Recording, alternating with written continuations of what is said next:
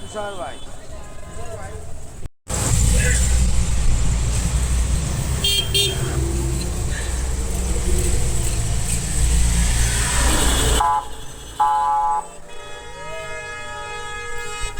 আমি আপাতত এটুকু বলতে পারি তাকে হেফাজতে নেওয়া হয়েছে এবং তার বিরুদ্ধে পরবর্তী আইনগত ব্যবস্থা প্রক্রিয়াধীন। ওটা কমপ্লিট হলে আমি ডিটেলস বলতে পারবো। আপাতত এটুকু তথ্য আছে আমার কাছে। ঠিক আছে।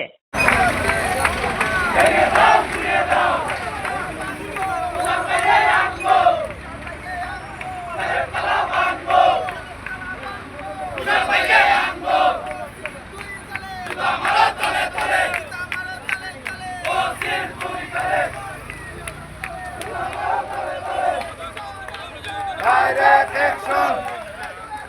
Direct action!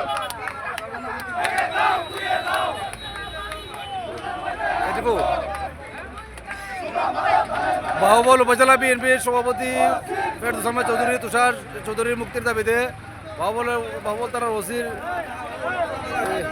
ওসির প্রত্যাহারের দাবিতে বাহুবলে বিএনপি সংগঠনের অবস্থান তাৎক্ষণিক অবস্থান। না